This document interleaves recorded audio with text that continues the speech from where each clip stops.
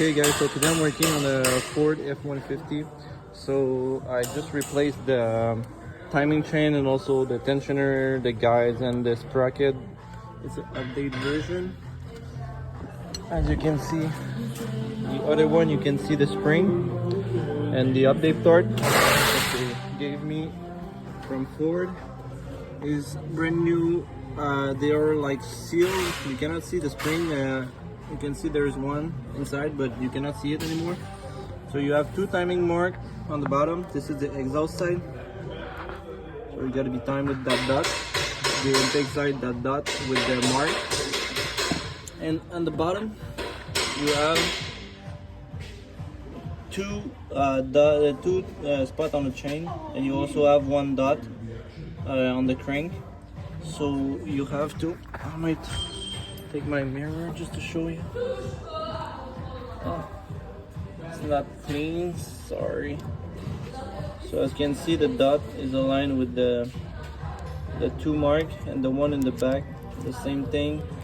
You have to be aligned. I put a red dot on it, so it's aligned. And on the driver's side, same thing. For the intake side, you have a dot. So the chain must go on the dot, and same thing on the exhaust side.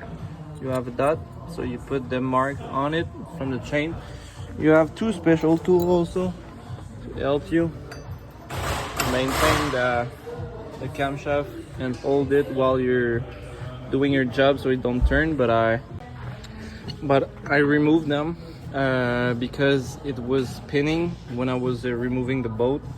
So what I did, I just removed them and take it 26 millimeter and put it where the tool is supposed to go. And somebody helped me to hold it while I was untightening the bolt. So same thing when I was torquing the bolt.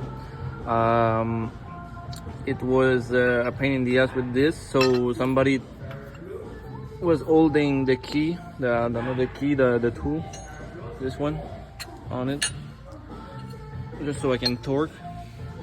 So I might show you the torque, but that's pretty much it for this, guys. You just have to put the timing mark aligned. After you put the guides, you put the tensioner, and you torque everything. So as you can see,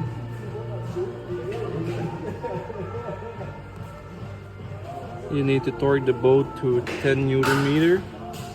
And for the cam sprocket, I don't know if I have it right now. This is the torque sequence. For the camshaft, I just replaced those, so I removed the sprocket and the camshaft also to change it.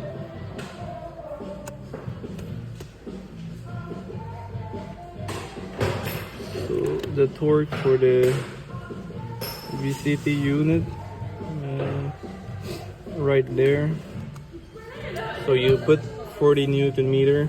After you loosen it like 360 degrees, you put 25 Newton meter and 150 degrees.